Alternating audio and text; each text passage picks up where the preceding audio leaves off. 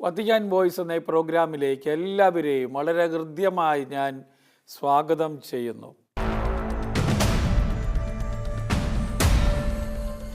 പരിശുദ്ധ പിതാവ് ലയോ 14 മാർപ്പാപ്പയുടെ സന്ദേശങ്ങളാണല്ലോ നാം ഇപ്പോൾ അവതരിപ്പിച്ചു കൊണ്ടിരിക്കുന്നത്. പരിശുദ്ധ പിതാവ് സത്യത്തിൽ ക്രിസ്മസിന് പറഞ്ഞ സന്ദേശമാണ്, ലോകത്തിനും നഗരത്തിനും വേണ്ടി നൽകിയ സന്ദേശമാണ് ഇന്ന് ഞാൻ നിങ്ങളുമായി പങ്കുവയ്ക്കുന്നത്. ക്രിസ്മസ് കഴിഞ്ഞിട്ട് ഒരു മാസമൊക്കെ കഴിഞ്ഞെങ്കിലും നമുക്കറിയാം, എന്നും നിത്യമായി നടക്കേണ്ട ഒരു കാര്യം തന്നെയാണ് പരിശുദ്ധ പിതാവ് പറഞ്ഞിരിക്കുന്നത്. ലോകത്തിൽ സമാധാനം ഉണ്ടാകുന്നതിനെക്കുറിച്ച് മനുഷ്യനായി പിറന്ന ക്രിസ്തു സമാധാനമാണ് ഈ ലോകത്ത് കൊണ്ടുവന്നത് എന്ന മഹത്തായ സന്ദേശമാണ് പരിശുദ്ധ പിതാവ് തൻ്റെ ഈ ലോകത്തിനും നഗരത്തിനും, നഗരമെന്ന് പറഞ്ഞാൽ റോമിനും വേണ്ടിയുള്ള സന്ദേശത്തിൽ അവതരിപ്പിച്ചത്. നമുക്ക് സുവിശേഷം അല്പം കേട്ടുകൊണ്ട് ആരംഭിക്കാം. ഈശോയുടെ ജനനത്തെക്കുറിച്ച് ലൂക്കാ സുവിശേഷകൻ എഴുതിയിരിക്കുന്ന വാക്കുകളുടെ ചില വ്യാഖ്യാനങ്ങൾ പരിശുദ്ധ പിതാവ് തൻ്റെ ഈ പ്രസംഗത്തിൽ നൽകുന്നുണ്ട്. ലൂക്കായുടെ സുവിശേഷം 2-ാം അധ്യായം 1 മുതൽ 7 വരെയുള്ള വാക്യങ്ങളാണ് ഞാനിപ്പോൾ വായിക്കുന്നത്. അക്കാലത്ത് ലോകമാസകലമുള്ള ജനങ്ങളുടെ പേര് എഴുതി ചേർക്കപ്പെടണമെന്ന് അഗസ്റ്റസ് സീസറിൽ നിന്ന് ഒരു കൽപ്പന പുറപ്പെട്ടു. കിരീനിയോ സിറിയായിൽ ദേശാധിപതിയായിരിക്കുമ്പോൾ ആദ്യത്തെ ഈ പേരെഴുത്ത് നടന്നു. പേരെഴുതിക്കാനായി ഓരോരുത്തരായി നഗരത്തിലേക്ക് പോയി. ജോസഫ് ദാവീദിൻ്റെ കുടുംബത്തിലും വംശത്തിലും പെട്ടവനായിരുന്നതിനാൽ പേരെഴുതിക്കാനായി ഗലീലയിൽ നിന്ന് ദാവീദിൻ്റെ പട്ടണമായ നസ്രത്തിലേക്ക് പുറപ്പെട്ടു. പൂർണ്ണ ഗർഭിണിയായ മറിയത്തോടൊപ്പമാണ് പോയത്. അവിടെ ആയിരിക്കുമ്പോൾ അവൾക്ക് പ്രസവ സമയം അടുത്തു. അവൾ തൻ്റെ കടിഞ്ഞൂൽ പുത്രനെ പ്രസവിച്ചു.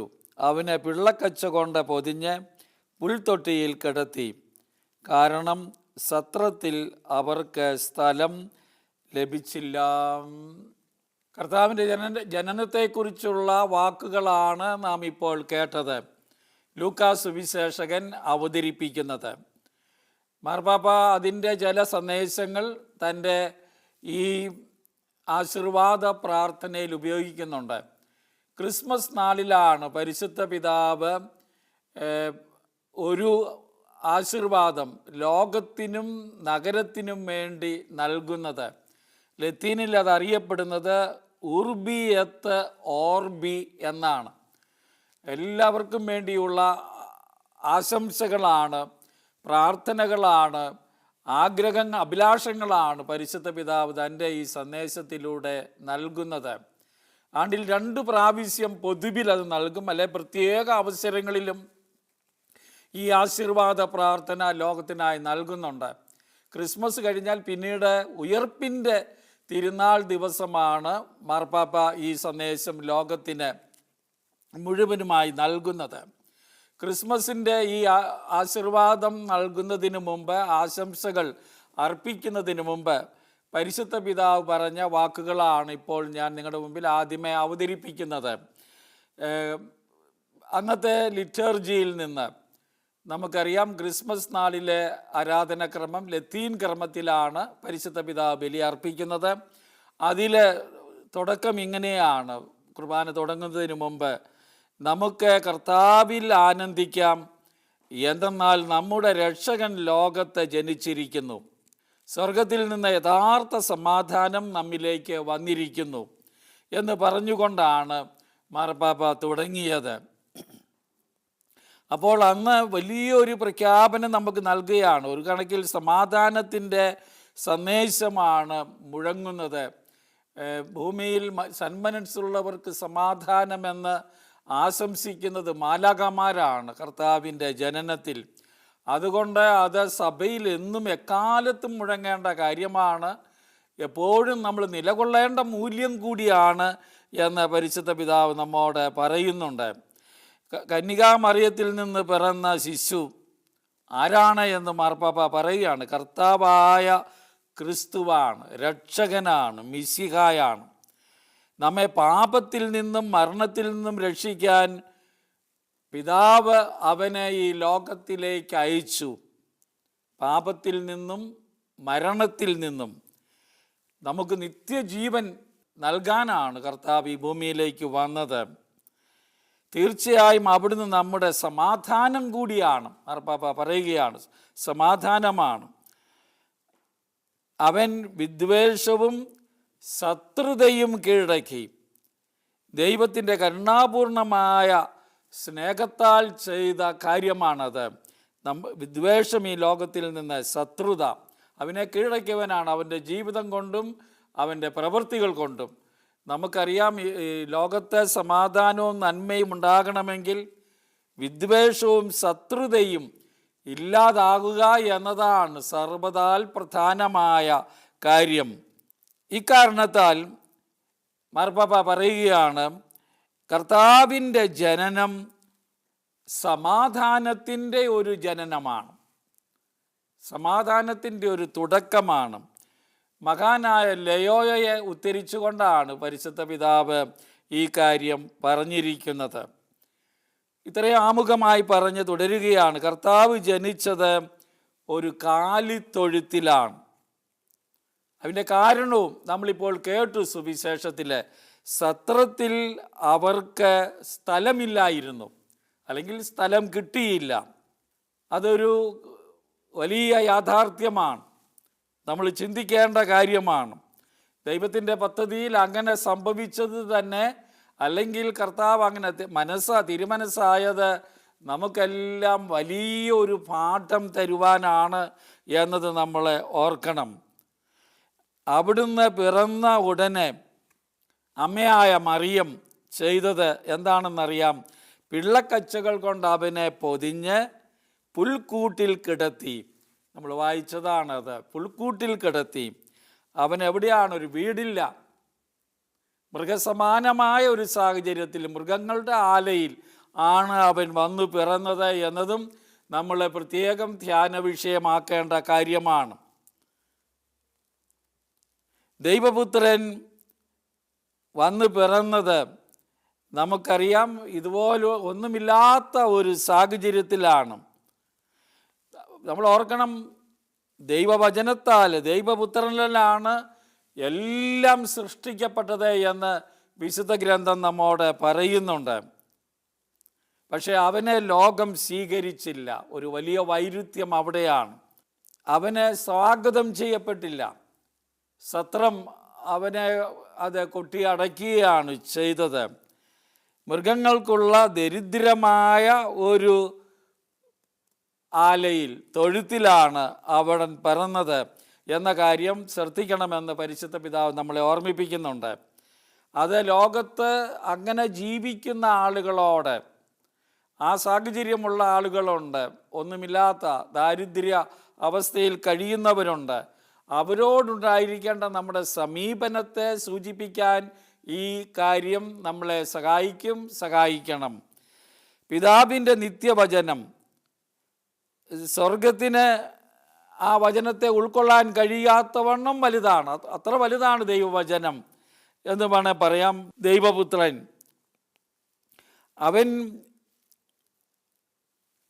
സ്വർഗത്തിന് ഉൾക്കൊള്ളാവുന്നതിലും വലിയവനാണ് എന്ന് മാർപ്പാപ്പ നമ്മളെ ഓർമ്മിപ്പിക്കുന്നു. ഈ ലളിതമായ രീതിയിൽ, ദരിദ്രമായ അവസ്ഥയിൽ ലോകത്തിലേക്ക് വരാൻ സ്വന്തം ഇഷ്ടത്താൽ തിരഞ്ഞെടുത്തു എന്ന് പാപ്പ നമ്മളെ ഓർമ്മിപ്പിക്കുകയാണ്. സ്നേഹത്താൽ അവിടുന്ന് ഒരു സ്ത്രീയിൽ നിന്ന് ജനിക്കാൻ തിരുമനസ്സായി. അങ്ങനെ നമ്മുടെ മനുഷ്യത്വം പങ്കുചേർന്നു എന്നതാണ് പ്രധാനം. ദൈവം നമ്മുടെ മനുഷ്യത്വം സ്വീകരിച്ചു. പരിശുദ്ധ പിതാവ് അന്ന് രാത്രി പാതിരാ കുർബാനയിലും പ്രത്യേകം ഊന്നൽ കൊടുത്തത് മനുഷ്യത്വത്തെക്കുറിച്ചാണ്. ധാരാളം ആളുകൾ പരിശുദ്ധ പിതാവിൻ്റെ പാതിരായിലെ ആ കുർബാനയിലെ പ്രധാനപ്പെട്ട ആശയത്തെ പുകഴ്ത്തി പറയാറുണ്ട്. ഞാൻ ഇൻ്റർനെറ്റിൽ വായിക്കുകയുണ്ടായി, അക്രൈസ്തവരായ ആളുകൾ ഈവൻ കത്തോലിക്കരല്ലാത്ത മറ്റു ക്രിസ്ത്യാനികൾ, വളരെ ചിന്തകന്മാർ പറഞ്ഞു, ഇന്ന് ഈ ഒരുപക്ഷെ കത്തോലിക്കർക്ക് വേണ്ടെങ്കിൽ പോലും ലോകത്തിന് ഇന്ന് ഏറ്റവും ആവശ്യമായ സന്ദേശം നൽകുന്ന വ്യക്തിയാണ് പരിശുദ്ധ പിതാവ് എന്നതാണ് അവരുടെ കമൻറ്റ്. ദൈവവും മനുഷ്യനും തമ്മിലുള്ള ഈ മനുഷ്യത്വത്തെക്കുറിച്ചുള്ള അവിടുത്തെ വാക്കുകളാണ്. ഞാനത് ഒന്ന് വായിക്കാം. യൂണിവേഴ്സിറ്റി ഓഫ് ലണ്ടനിലെ കാത്തലിക് അല്ലാത്ത ഒരു മനുഷ്യൻ, അദ്ദേഹം കാത്തലിക് ന്യൂസ് ഹെറാൾഡിൽ പാപ്പായുടെ രാത്രിയിലെ കുർബാനയിലെ പ്രസംഗത്തെപ്പറ്റി എഴുതിയിരിക്കുന്നത് ഒരു കമൻറ്റ് കൊടുത്തിരിക്കുകയാണ്, ഒരു ലിങ്ക് കൊടുത്തിരിക്കുകയാണ്. അതെല്ലാവരും അദ്ദേഹം എഴുതിയ ഒരു ലേഖനത്തിൽ ഈ കാര്യം പറഞ്ഞുകൊണ്ട്, ഈ people refuse to make room for others, ആളുകൾ മറ്റുള്ളവർക്ക് തങ്ങളുടെ ജീവിതത്തിൽ സ്ഥാനം കൊടുക്കുന്നില്ലെങ്കിൽ, സഹായിക്കുന്നില്ലെങ്കിൽ എന്നതിൻ്റെ അർത്ഥം, like the poor, children and the stranger, പാവങ്ങൾ, കുട്ടികൾ, അപരിചിതർ എന്നിവർക്ക് നമ്മൾ സ്വാഗതം നൽകുന്നില്ലെങ്കിൽ, then they also refuse to make room for God എന്നാണ് പറഞ്ഞിരിക്കുന്നത്. പാവപ്പെട്ടവരെ, അവഗണിക്കപ്പെട്ടവരെ, ദരിദ്രരെ സ്വീകരിക്കുന്നില്ലെങ്കിൽ അവർ ദൈവത്തിനും തങ്ങളുടെ ജീവിതത്തിൽ സ്ഥാനം കൊടുക്കുന്നില്ല എന്നാണ് പരിശുദ്ധ പിതാവ് തൻ്റെ പ്രസംഗത്തിൽ പറഞ്ഞത്. അത് പ്രത്യേകം എടുത്തു പറയുകയാണ്. Pope Leo 14 said as he celebrated the birth of Jesus, കർത്താവിൻ്റെ ജനനത്തെ ആഘോഷിക്കുന്ന അവസരത്തിലാണ് ഇത് പറഞ്ഞത്. Where there is room for the human person, എവിടെ മനുഷ്യ വ്യക്തികൾക്ക് നമ്മൾ മുറി കൊടുക്കുന്നു, അല്ലെങ്കിൽ നമ്മൾ സ്വാഗതം ചെയ്യുന്നു, അംഗീകരിക്കുന്നു, there is room for God എന്ന് പരിശുദ്ധ പിതാവ് പറഞ്ഞു. അവിടെയാണ് ദൈവത്തിന് സ്ഥാനമുള്ളത്. അപ്പോൾ അത് വളരെ പ്രസിദ്ധമായി വൈഡായി ഉദ്ധരിക്കപ്പെട്ട ഒരു വചനമാണ് ഞാൻ നിങ്ങളോട് പറഞ്ഞത്. പരിശുദ്ധ പിതാവിനെ മറ്റു പിതാക്കന്മാരിൽ നിന്ന് ഒരുപക്ഷെ വ്യത്യസ്തനാക്കുന്നത്, പരമ്പരാഗതമായ പ്രസംഗങ്ങളിൽ നിന്ന് ഇത്രയും ശക്തമായി പറഞ്ഞിരിക്കുന്ന കാര്യം അവരെടുത്തു കാട്ടുകയുണ്ടായി. വീണ്ടും ഞാൻ ഓർക്കുന്നു, പരിശുദ്ധ പിതാവ് ആ പ്രസംഗത്തിൽ ജോൺ പോൾ രണ്ടാമൻ മാർപ്പാപ്പയെ, ഫ്രാൻസിസ് മാർപ്പാപ്പയെ ഒക്കെ ഉദ്ധരിച്ചുകൊണ്ടാണ് തൻ്റെ പ്രസംഗം പറയുന്നത്. ആ ഉദ്ധരണികളുടെ എല്ലാ അവസാനം മനുഷ്യന്, പ്രത്യേകിച്ച് എളിയവരായ ദരിദ്രരായ മനുഷ്യർക്ക് നാം എന്തുമാത്രം സ്വീകാര്യത നൽകുന്നുവോ അതനുസരിച്ച് നാം ദൈവത്തെ സ്നേഹിക്കുന്നുള്ളൂ, സ്വീകരിക്കുന്നുള്ളൂ എന്ന സത്യമാണ് മാർപ്പാപ്പ പറഞ്ഞ്. ബൈബിളാണത്, മാർപ്പാപ്പയുടെ പുതിയ ആശയം, പക്ഷേ അതിശക്തമായി മാർപ്പാപ്പ പറഞ്ഞു എന്നതാണ്. മനുഷ്യ വ്യക്തികൾക്ക് വലുതായ ഒരു ഊന്നൽ നൽകി എന്നതാണ് ഈ പ്രസംഗത്തിലെല്ലാം നമ്മൾ കാണുന്നത്. ഇവിടെയും നമ്മളത് കാണുകയാണ്. അവൻ സ്ത്രീയിൽ നിന്ന് ജനിച്ചു, ഒരു മനുഷ്യനായി ജനിച്ചു, അങ്ങനെ നമ്മുടെ മനുഷ്യത്വം പങ്കുചേർന്നു, മനുഷ്യനായി മനുഷ്യത്വത്തെ ആദരിച്ചു. സ്നേഹത്താൽ അവിടുന്ന് ദാരിദ്ര്യവും നിരാകരിക്കലും സ്വീകരിച്ചു. ഇതാണല്ലോ നാം കാണുന്നത് കർത്താവിൻ്റെ ജനനത്തിൽ. അങ്ങനെ തിരസ്കരിക്കപ്പെട്ടവരും ഒഴിവാക്കപ്പെട്ടവരുമായി അവിടുന്ന് തന്നെ ഐഡൻറ്റിഫൈ ചെയ്തു, താതാത്മ്യപ്പെടുത്തി. അതാണ് പരിശുദ്ധ പിതാവ് നമ്മളെ ഓർമ്മിപ്പിക്കുന്നത്. നമുക്ക് ഉണ്ടാകേണ്ട ഒരു വലിയ വികാരമാണ് അത്. ക്രിസ്മസ് ദിവസം മാത്രമല്ല, ക്രിസ്മസ് സംഭവത്തിലൂടെ നിരന്തരം നമ്മുടെ ജീവിതത്തിലും ചിന്തയിലും പ്രവൃത്തിയിലും കടന്നു വരേണ്ട കാര്യമാണ് ഇവിടെ പരിശുദ്ധ പിതാവ് വ്യക്തമാക്കുന്നത്. അത് നമുക്ക് ഓർക്കാം. ഈശോയുടെ ജനനത്തിൽ തന്നെ മാർപ്പാപ്പ തുടരുകയാണ്. ദൈവപുത്രൻ്റെ ജീവിതത്തെ മുഴുവൻ നയിക്കുന്ന ഒരടിസ്ഥാന തീരുമാനത്തിൻ്റെ ഒരു തരംഗം, ഒരു സ്ഫുലിംഗം നമുക്ക് കാണാൻ കഴിയുമെന്ന് പരിശുദ്ധ പിതാവ് പറയുകയാണ്. ജനനത്തിൽ തന്നെ അത് ജീവിതത്തിൽ മുഴുവനും നിലനിന്ന കാര്യമാണ്, മരണത്തിൽ വരെ, കുരിശ് മരണത്തിൽ വരെ. അതുകൊണ്ട് ജനനത്തിൽ ഒരു ഗ്ലിംസ്, ഒരു സ്ഫുലിംഗം, ഒരു വീക്ഷണം നമുക്ക് ലഭിക്കുകയാണ്.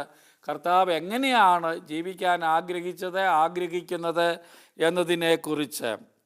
കുരിശിൽ വരെ അവിടുന്ന് അതാണ് തൻ്റെ മരണം വരെയുള്ള ജീവിതത്തിൽ അവിടുന്ന് ലാളിത്യവും ദാരിദ്ര്യ അരൂപിയും മറ്റുള്ളവരോടുള്ള പരിഗണനയും ഏറ്റെടുത്തു എന്നതാണ് അത് നമ്മളെ ഓർമ്മിപ്പിക്കുന്നത്. പാപത്തിൻ്റെ ഭാരത്തിൻ കീഴിൽ, പാപത്തിൻ്റെ അടിമത്തത്തിൽ നമ്മെ ഉപേക്ഷിച്ച് പോകാതെ പോകില്ല എന്നൊരു തീരുമാനമെടുത്താണ് അവിടുന്ന് ഈ ഭൂമിയിലേക്ക് വന്നത്. അതുകൊണ്ട് നമുക്ക് വേണ്ടി അവിടുന്ന് സ്വയം ഈ പാപം ഏറ്റെടുത്തു, അതിൻ്റെ ഭാരം വഹിച്ചു എന്ന് പരിശുദ്ധ പിതാവ് നമ്മളെ ഓർമ്മിപ്പിക്കുന്നു. കർത്താവിന് മാത്രമേ അത് ചെയ്യാൻ സാധിക്കുകയുള്ളൂ എന്നും പരിശുദ്ധ പിതാവ് നമ്മോട് പറയുകയാണ്. അതേസമയം അവിടുന്ന് നമുക്ക് കാണിച്ചു തന്നു നമുക്ക് തന്നെ എന്താണ് ചെയ്യാൻ സാധിക്കുന്നതെന്ന്. അതും ഒരു പ്രധാനപ്പെട്ട കാര്യമാണ്. ഇത് നമുക്ക് എന്ത് ചെയ്യാൻ സാധിക്കും എന്ന പാഠമാണ് നമുക്ക് നൽകുന്നത്. അതായത് നമ്മുടെ ഉത്തരവാദിത്വത്തിൻ്റെ പങ്ക് നാം ഏറ്റെടുക്കാൻ തയ്യാറാകണമെന്ന് ഇതുവഴി കർത്താവ് നമ്മോട് പറയുകയാണ്. നമുക്കൊരു ഉത്തരവാദിത്വമുണ്ട്. ആ ഉത്തരവാദിത്വത്തിൻ്റെ ഒരു പങ്ക് നമ്മൾ നിർവഹിക്കണം.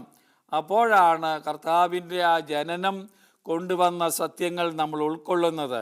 തീർച്ചയായും നമ്മെ കൂടാതെ സൃഷ്ടിച്ച ദൈവത്തിന് നമ്മെ കൂടാതെ നമ്മെ രക്ഷിക്കാൻ സാധിക്കുകയില്ല എന്ന വിശുദ്ധ അഗസ്റ്റിൻ്റെ മാർപ്പാപ്പ അഗസ്റ്റീനിയൻ സഭയിൽപ്പെട്ട സമൂഹത്തിൽപ്പെട്ട ആളാണല്ലോ. അതുകൊണ്ട് ഉദ്ധരിക്കുകയാണ്, നമ്മുടെ ഒരു പങ്ക് വേണം. നമ്മെ കൂടാതെ സൃഷ്ടിച്ച ദൈവത്തിന് നമ്മെ കൂടാതെ രക്ഷിക്കാൻ സാധിക്കില്ല. നമ്മൾ കൂടി അതിൻ്റെ പങ്ക് വഹിക്കണമെന്നാണ് മാർപ്പാപ്പ ഇവിടെ എടുത്തു കാട്ടുന്നത്. അതായത് അതെന്താണ് ആ പങ്ക്? സ്നേഹിക്കാനുള്ള നമ്മുടെ സ്വതന്ത്രമായ തീരുമാനമാണ്. അതാണ് നമ്മൾ വഹിക്കുന്ന പങ്ക്. ദൈവത്തെയും മനുഷ്യനെയും സ്നേഹിക്കാനുള്ള പങ്ക്, സ്നേഹിക്കാനുള്ള നമ്മുടെ സ്വതന്ത്രമായി നാം തീരുമാനിക്കണം. ആർക്കും അത് അടിച്ചേൽപ്പിക്കാൻ സാധിക്കില്ല. അതാണ് പ്രധാനപ്പെട്ട കാര്യം. സ്നേഹിക്കാത്തവൻ രക്ഷിക്കപ്പെടുന്നില്ല. മാർപ്പാപ്പയുടെ ശക്തമായ മറ്റൊരു വാക്കാണ് ഈ പ്രസംഗത്തിൽ. സ്നേഹിക്കാത്തവൻ രക്ഷിക്കപ്പെടുന്നില്ല, അവൻ തന്നെ നഷ്ടപ്പെടുത്തുകയാണ് ചെയ്യുന്നത്. നമുക്കറിയാം, മറ്റ് പിതാക്കന്മാരും നമ്മുടെ ദൈവശാസ്ത്രവും എല്ലാം നമ്മളെ പഠിപ്പിക്കുന്ന കാര്യമാണ്. സ്നേഹിക്കാതെ മനുഷ്യനായിരിക്കാൻ സാധിക്കില്ല എന്നതാണ് സത്യം. അത് പ്രകടമാകുന്നത് ആത്മാർത്ഥത നിറഞ്ഞ ആത്മദാനത്തിലുമാണ്. നമ്മളെ തന്നെ കൊടുക്കുന്നതിലാണ് സ്നേഹം അടങ്ങിയിരിക്കുന്നത്. ആത്മദാനമാണ് സ്നേഹം. സ്നേഹം വെറും ഒരു വികാരമല്ല. പലപ്പോഴും ആളുകൾ ഒരു വൈകാരികതയിൽ അതിനെ ചുരുക്കുന്നുണ്ട്. വൈകാരിക വശമുണ്ട്. തീക്ഷ്ണതയോടെ നമ്മൾ സ്നേഹിക്കണം, അവിടെ വൈകാരികതയുണ്ട്. പക്ഷേ അതിൻ്റെ അന്തസത്ത എന്ന് പറയുന്നത് കൊടുക്കലാണ്. അതാണ് കർത്താവ് ചെയ്തത്. സ്വയം ശൂന്യവൽക്കരിച്ചു, മരണത്തോളം ശൂന്യവൽക്കരിച്ചു എന്ന് പൗലോസ്ലീഹ എഴുതുന്നുണ്ട്. ജനനത്തിൽ ആ ശൂന്യവൽക്കരണമുണ്ട്, മരണത്തിലും അതുണ്ട്. അതിലൂടെയാണ് ദൈവം നമ്മളെ രക്ഷിക്കുന്നത്. നാമും അങ്ങനെയാണ്. സ്നേഹിക്കാതെ നമുക്ക് രക്ഷ ലഭിക്കുകയില്ല. സ്നേഹമാണ് നമ്മുടെ വിളി, അടിസ്ഥാനപരമായ വിളി.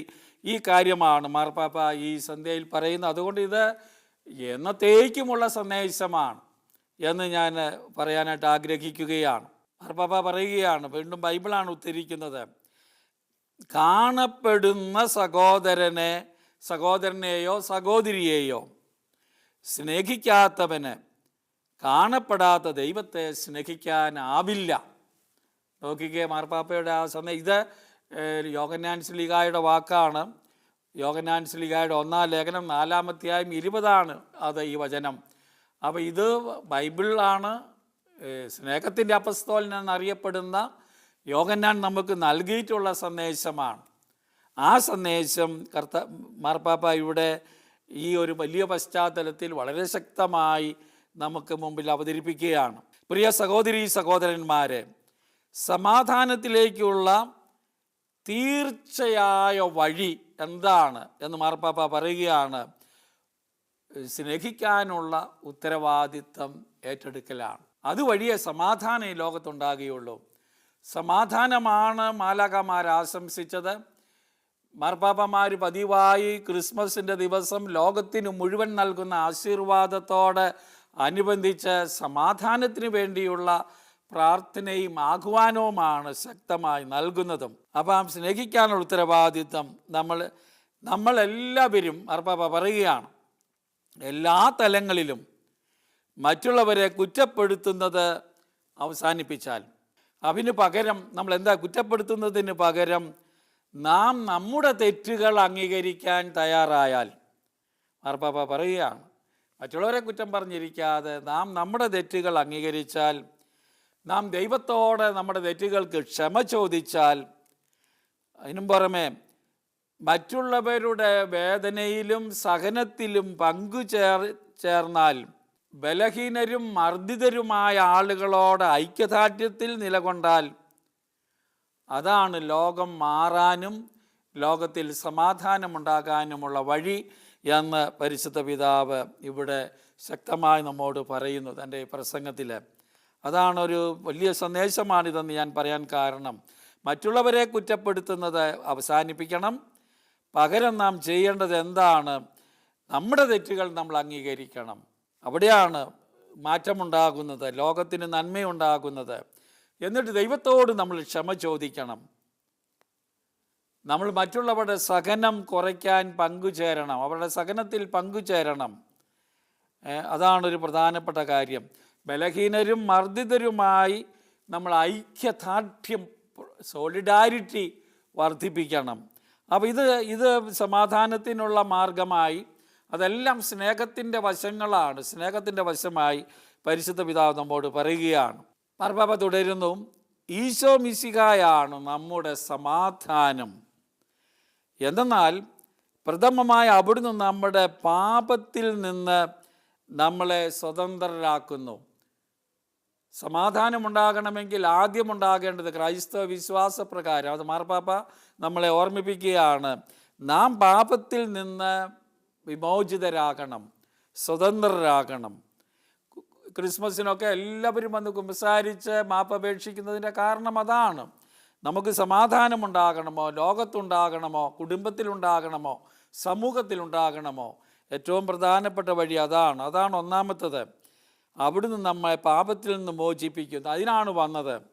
രണ്ടാമതായി സംഘർഷങ്ങളെ അതിജീവിക്കാനുള്ള വഴി അവിടുന്ന് നമുക്ക് കാണിച്ചു തരുന്നു.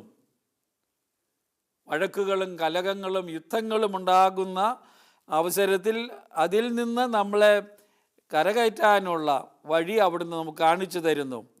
അവിടുന്ന് വ്യക്തിപരമായും അന്തർദേശീയമായും ഉള്ള തലങ്ങളിലെല്ലാം അതിജീവിക്കാനുള്ള വഴിയാണ് നമുക്ക് പറയുന്നത്. മുമ്പേ പറഞ്ഞ കാര്യം തന്നെയാണ്. മറ്റുള്ളവരുടെ കുറ്റങ്ങളും കുറവുകളും പറഞ്ഞ് പരത്തി നടക്കാതെ നമ്മുടെ കുറ്റങ്ങൾ നമ്മൾ ഏറ്റുപറയാൻ തയ്യാറാകുമ്പോഴാണ് അത് സംഭവിക്കുന്നത്. മാർപ്പാപ്പായുടെ ഈ വാക്കുകൾ വളരെ ശക്തമാണ്. പാപത്തിൽ നിന്ന് സ്വതന്ത്രമാകാതെ